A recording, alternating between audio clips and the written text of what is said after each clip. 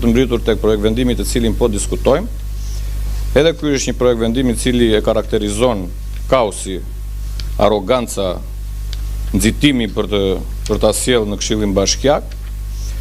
Për të thënë vërtetën, ky projekt vendim rrit barën fiskale ndaj qytetarëve, nuk jep asnjë zgjidhje konkrete lidhur me lëvizjen dhe trafikun e qytetit Vlorës, i cili duhet pranuar që është kthyer në një qytet të pajetueshëm sa i përket trafikut, sidomos në sezonin turistik, sepse nuk ka investime të mirë menduara, por ka dëshirë të një njeriu të vetëm, të cilin ju e konsideroni lider global, që shumë shpejt do t'ja dëgjoni fundin, dhe që ka shkatruar qytetin faktikisht me ato pseudo investimet kolosale që ka bërë në qytetin e Vlorës. Dhe si për të mos munguar dhe ju, sot vini me këtë projekt vendim, në cilën 20 rrugë kryesore, sot juve u kërkoni qytetarëve që t'u merrni lek për çdo orë parkimi për makinat e tyre.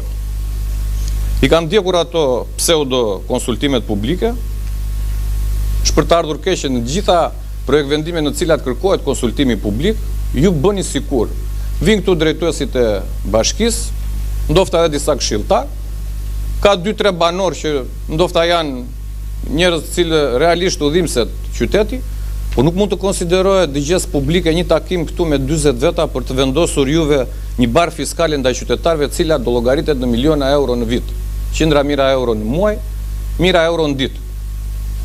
Dhe sikur kjo të mos mjaftonte, përveç se s'bëni konsultime publike, juve praktikisht do tarifoni gjitha rrugët kryesore të qytetit, në cilat realisht ka lëvizje, ka banor, ka biznese, dhe ju çfarë bëni?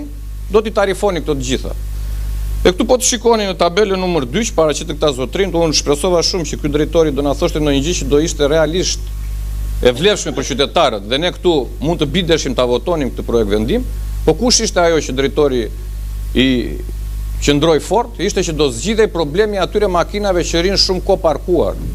Po pse kjo e ka penguar qytetin e Vlorës? 2, 3 apo 10 apo 20 makina që rinë parkuar për një kohë të gjatë në 2 apo 3 apo 10 apo 20 rrugë? Nuk është ky problemi. Dhe tani imagjinoni, u kanë punuar gjithë ta veta këtu për të sjellë këtë projekt vendimi që është vetëm harta dhe tabela me numra. Ku thuhet vend parkimet me numër, koeficienti shfrytëzimi dhe tarifimi. Dhe po të shikoni koeficienti shfrytëzimi në të gjitha këto rrugë që drejtori lexoi, çfarë thot? Thot 78.1%. Po të shkosh tek shpjegimi i kësaj tabele, 78.1%, çfarë ndodh? Praktikisht kjo rrugë është 100% me pagesë, sepse janë vendet e dedikuara për taksit dhe vendet për invalidët, që normalisht mas se jeni çmendur akoma që të merrni lek edhe invalidëve, se taksit në të njëjtën kohë paguajnë tarifimin sepse janë të licencuar. Dhe duke qenë të licencuar, ata e paguajnë edhe vend parkimin e tyre.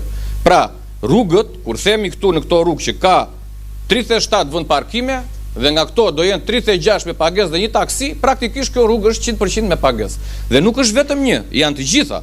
Po t'i lexojmë, ja po marr një shembull. Rruga Demokracia thot, numri vend parkimeve 163. Parkime me pagesë 152.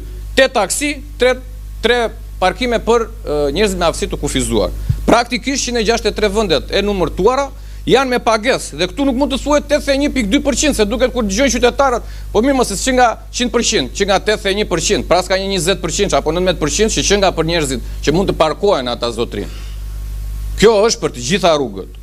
Ore të kishim edhe rrugë, hajde, këtu s'ka mas rrugë.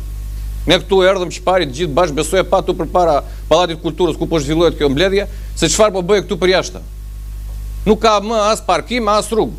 Ka vetëm një firmë, që edhe ajo është firma e kryetarit bashkisë Tepelenës, ati Gramos Sakos me të vllajën 2T, që ka marrë gjithë qytetin e Vlorës dhe ka shqyer e ka bërë çarçaf për një pseudo investim që ka 3 vite që nuk mbaron, me teorinë se do përmirësohet furnizimi me ujë të pishëm. Edhe qytetarët e Vlorës rinë nga 5 ditë pa ujë. E pasaj presim që të vi një këtu me atë autobotin me shoqërim me ushtri që të sjellë atë pjesën që mungon. Në një qytet me 100 kusur mijë banor, që pretendohet të jetë perla e turizmit. Rinë qytetarët nga një javë pa ujë.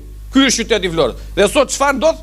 Do ju bëni dhe me pagesë rrugët ku parkohen. Përpos kësaj nuk jep asnjë zgjidhje për rezidentët. Çfarë thoni?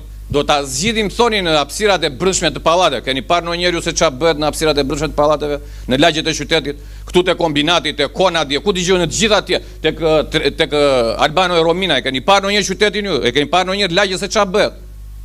Njerëzit janë gati të vriten. Në çdo vend ke shkopin, ke hekura, ke rrota, ke goma që zënë vend parkime se nuk kanë ku parkohen ata që jetojnë aty. Tani çfarë u thoni ju? Dhe ata që parkoheshin në këto rrugët që ju do t'i bëni me tarifim, ju thoni shkoni pak në brendësi të lagjeve sepse këtu do jetë me parkim me pagesë. Dhe kur të shkojnë dhe këta, imagjinojnë çfarë konflikti social do ndodhi atje që njerëzit që parkoheshin deri dije, gjenin një vend parkimi në këto 20 rrugë dhe 3 sheshe, tani do futen në brendësi të lagjeve. Në brendësi të lagjeve nuk po gjejnë karar ata që kanë shtëpi, do u çoni dhe këta të tjerët. Konflikt social i garantuar. Në të njëjtën kohë çfarë ndodh?